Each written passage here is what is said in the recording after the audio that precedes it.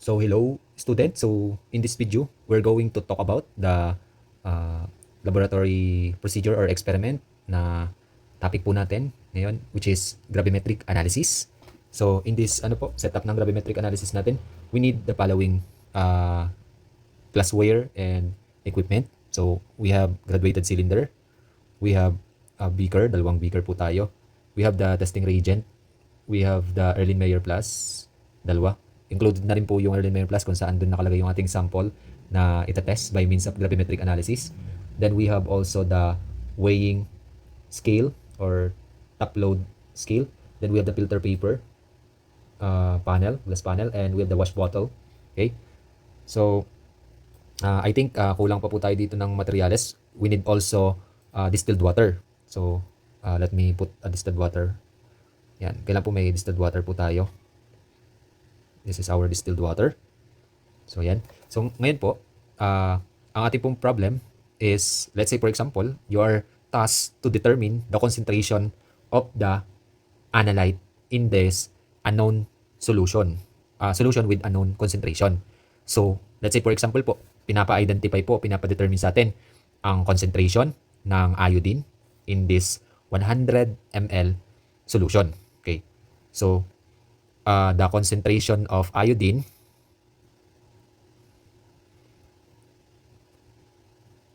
yan ang ating need na i-determine kung ano yung concentration ng iodine dito sa ating solution. Since ang problem po natin is regarding concentration, we have to express our final answer in terms of molarity. And we all know that molarity is, ang formula po niya is M is equals to mole of solute, which is our target solute po ngayon is yung iodine. So let me, ano po dito? Yan, yung concentration po ng iodine na meron dyan. Then also the denominator is the liters of solution. So now, since concentration po yung ating pinapa-determine dito sa ating problem, we need to identify a testing reagent na kung saan yung target analyte natin, which is the iodine, will form precipitate. Ang magiging product po pag nireact natin itong sample natin, magpo-form po siya ng precipitate dapat. Para yung precipitate ay mapipilter out po natin at yun po yung ating matitimbang para ma-identify natin o ma-determine yung mass ng target analyte. Dahil yung target analyte natin ay andun din po sa precipitate natin. Okay? So now, since we have to plan our equation, so we have the iodine.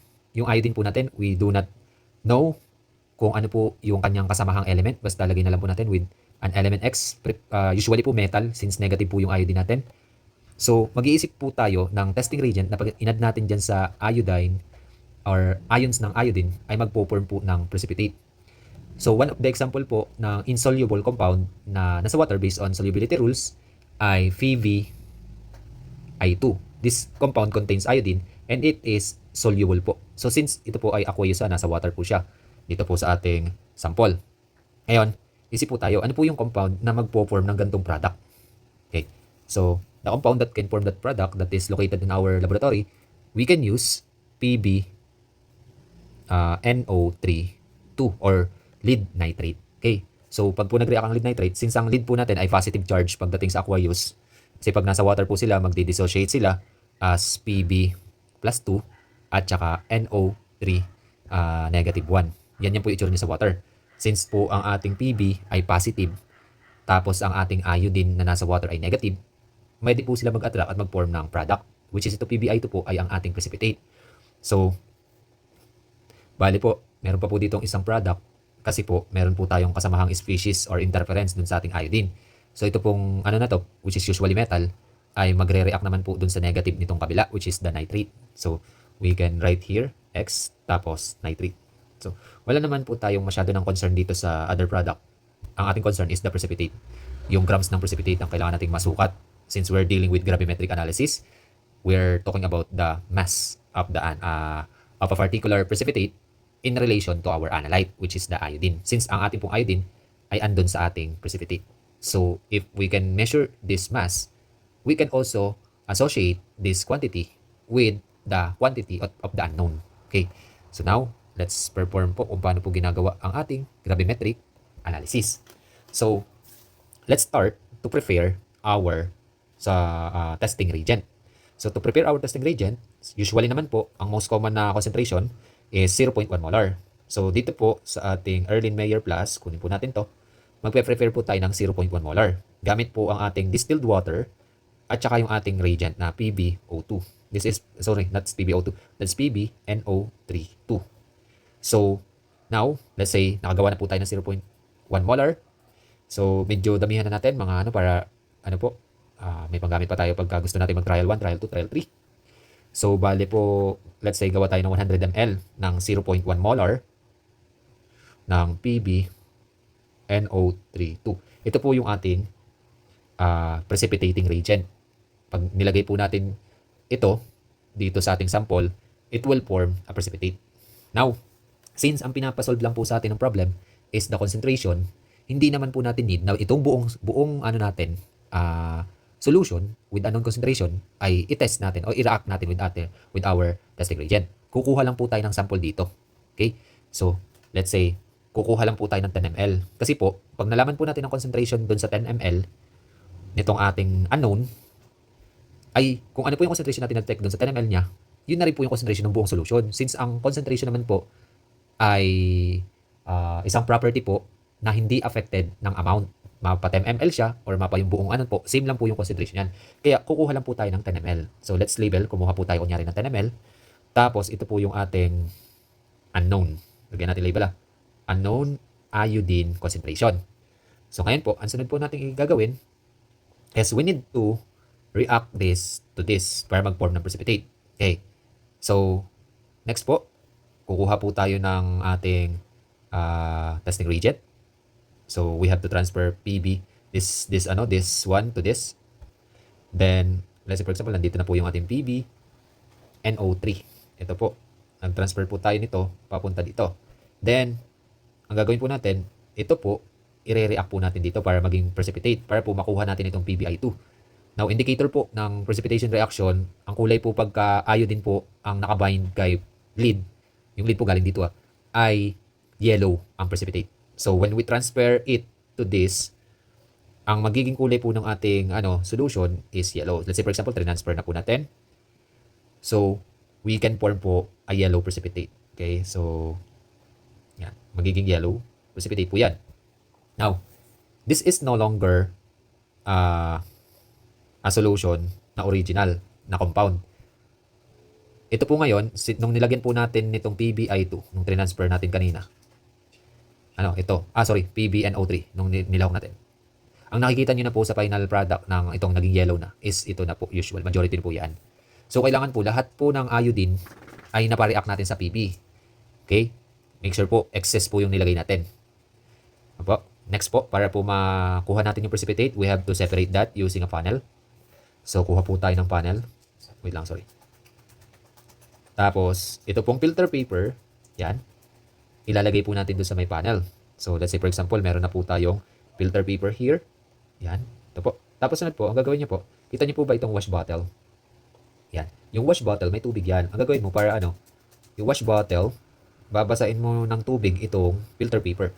By the way nga pala, hindi ko na paalala. Dapat po pala itong filter paper when you're doing gravimetric analysis, ay dapat natimbang nyo muna bago nyo gamitin dito. Kasi dyan nyo po ima-minus yung grams. Kasi po, ito po, precipitate na to, pag sinala nyo po yan dyan, ay didikit po siya sa filter paper. Magsasama po yung magsasama po yung timbang nila. So, kailangan natin i-minus yung timbang ng filter paper.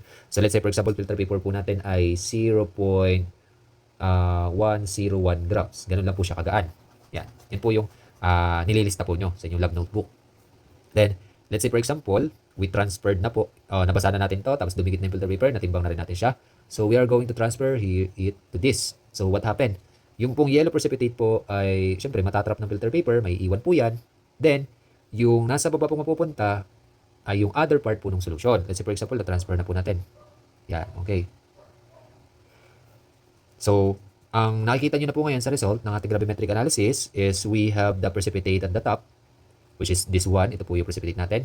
Then, we have the another compound, which is considered as impurities na po natin. Ito po kasi dapat hintayin nyo po siya tumulo at almost matuyo na po to. Then, ang gagawin pa po natin, kung gusto nyo po pong double check itong kung meron pa po ditong pwede po natin itong ibalik dito uli, itong nahulog na ito Tapos, Yan, kunyari binalik natin. Tapos, lagyan nyo po uli ng mga drops or ano, gamit kayong pipette. Nito pong PB. Ano. Pag po yan ay nagkameron po ng yellow uli, ng traces ng yellow. So, ganun po. Ibabalik niyo po ulit at ibubusi ulit dito para ano kasi baka may mga ano pa po. Then ganun lang po ulit. Ulitin niyo po ulit. Ibabalik niyo po ulit itong nasa baba. Tapos lalagyan niyo ulit ito. Pag habang may yellow pa po siyang napo-form, ibig sabihin meron pa po siyang kaya form na precipitate. May iodine pa po doon. Pero pag wala na po, ibig sabihin po lahat po ng iodine natin ay naging PbI2 na. Okay? Pag tapos na po, ang gagawin niyo naman since pinatulo niyo na po. Tapos ito po make sure po na wala po para po ma-make sure natin na ito ay walang mga nakadikit na other compound kasi nga po ito lang po yung target natin, hindi po ito. Ang gagawin niyo po, ito pong wash bottle na may tubig, papadaanan niyo po yan ng ilang beses. Para po yung lahat ng ganito ay mahulog sa baba at ang matitira na lang po ay ito. Okay? So ito po yung target natin, ma-separate. Ganyan po katrabaho ang gravimetric analysis. So after po natin ma-separate, na wash po natin, na-remove natin yung impurities, sure na po tayong wala po siyang impurities, ang gagawin naman po natin ay papadrain po muna natin, tapos may nakalimutan pa pala akong tool, equipment pala na need nyo rin po sa gravimetric analysis. Pwede naman po siyang i-air dry. For example, we remove this one na po, na-remove na natin. Tapos, andito na siya sa filter paper. Yan, ito na kunyari. So, burahin na natin to. Yan, ilabas na kunyari natin. Yan, ito. So, hindi pa po yan ang titimbangan nyo kasi yan po basa pa. Ang gagawin niya po, pag in-air dry nyo siya, matagal. Ang ginagawa po, gumagamit po ng laboratory oven. So, ito po, ilalagay po natin sa let's say for example sa oven, tapos set lang po natin temperature na hindi naman po makakaluto o makakasunog sa kanya, yung mga enough lang. Then check nyo po yung kanyang weight, ha, di ba? Una-muna po, tama pala, titimbangan nyo muna po ito, yan. Tapos po, pag nalista yung timbang niya, oven. Tapos after mga 5 minutes ulit na mahinang init, titimbangan nyo po ulit. Kung makikita nyo, nagbabago yung weight niya habang titimbang nyo kasi nawawala po yung water content. Ngayon po, babalik po ulit kayo sa oven. Tapos ano nyo po, after 5 minutes, balik po ulit kayo. Kung bumaba po uli yung weight niya, nagbago pa uli, goods, balik po uli. Ngayon, pag may times na po na yung weight niya nung binalik nyo, tapos nung tinimbang nyo ay same lang, tapos trinay nyo pang i-dry, tapos same talaga siya, hindi na nagbabago, ibig sabihin, wala na po siyang water content. Side na po. Okay? Yun po yung time na kung saan, tuyong-tuyo na siya at wala na po tayong magiging error kasi nga po, na-side natin moisture. Wala pong interference. So, bali gagawin nyo, pag tinimbang nyo po siya, for example po, ang ating pong weight ay 0.267 grams. Hindi po yan yung weight ng precipitate kung may kasama siyang filter paper. Ang gagawin niyo po, ima-minus niyo po yung weight ng filter paper. So, 0.267 minus 0.101 grams. Bali po, ang magiging answer po natin, pag minus po natin ng 0.267 minus 0.101 gram, yung ng filter paper natin, ang magiging sagot po ay 0.166 grams. So, that will be the mass of our precipitate. 0.166 grams. Okay. Successfully po, na-separate po natin, nagawa po natin yung ating mga kaya para po ma-separate.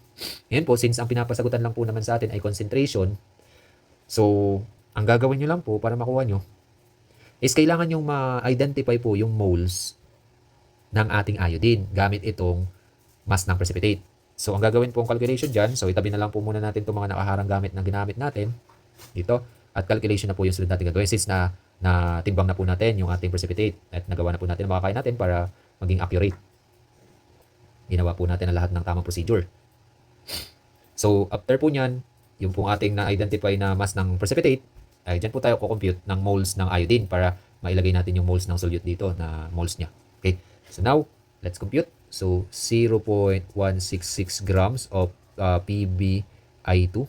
So, yung PbI2 po, i-convert po muna natin sa moles ng PbI2. Then, after po ng moles ng PbI2, i-convert naman sa moles ng iodine. Kasi meron po silang relationship, yung dalawang yan. Next po, ang gagawin po natin is i-multiply po natin sa kanyang molar mass. So, when you look at the molar mass of PbI2, ang molar mass po ng PbI2 ay 461.01. So, bali po, lagay po natin ng grams dito. 461.01 grams per 1 mole of PbI2. Okay, PbI2. So, mangyayari po, kakansilin po natin yung grams ng PbI2. So, mole po ng PbI2. Next po, para po maging mole ng iodine, titingnan po natin yung relationship ng iodine na nasa PbI2 at saka yung iodine na nandito. Kung mapapansin nyo, yung iodine na nandito, wala po siyang subscript na to. Ito po ay may 2. So, ilalagay nyo lang po sa PbI2, may ilan po tayong iodine. Meron po tayong dalawa. So, ang gagawin nyo sa taas para maging balanse, ilalagay nyo po lang 2 iodine. So, para po maging ang 1 mole po ng PbI2 is composed ng 2 iodine na atomic iodine. Tingnan nyo, kasi ang subscript niya po ay 2. So yan po yung stoichiometric ratio nila. So ngayon po, kakancelin po natin yung PbI2 since parehas po sa taas at baba. Yan. We're left with the mole of iodine. So from that calculation, pindutin lang po natin sa calculator. So bale 0.166 times 1 times 2. Okay? Divided by, pag na-multiply po natin itong nasa taas, i-divide lang po natin dun sa 461.01. So divide 461.01. So we have the final answer of ang moles po ng iodine ay 0.000720 moles iodine. So medyo maanti po yung nakuha natin. Then para po makuha natin ang concentration, since meron po liters of solution sa baba, nakuha na po natin yung moles ng iodine, which is so i-divide po natin siya sa liter. So ang ginamit po natin para makuha po natin itong moles ng iodine ay 10 ml lang po. So bali yung 10 ml po dito sa baba, gagawin niyo pong liters. So yung 10 po, divide po natin sa 1,000. So 10 divide 1,000 po is 0.01 liters. So divided by 0.01 liters. Kasi po, repeating the procedure po, 10 ml lang po yung kinuha natin from this. Kaya po, 0.01 liters po yung nasa ilalim. So our concentration, iodine concentration, in molarity concentration is equals to, didivide po natin yung 0.000720 divided by, dito po, yan, 0.01. So our mole or molarity or concentration of molarity is concentration of iodine is 0.072 molar. Okay, this is our final answer dito sa problem. So now we identify that this ay meron po siyang 0.072 molar concentration of iodide or iodine. Okay? So that's all for this video po. I hope po ay clear na po yung concept ng gravimetric analysis. Specifically po yung precipitation gravimetry. Okay? So pag may question pa po at may mga request pa po kayo about sa other pa pong example ng gravimetric analysis, mag-PM na lang po. That's all for this video and God bless.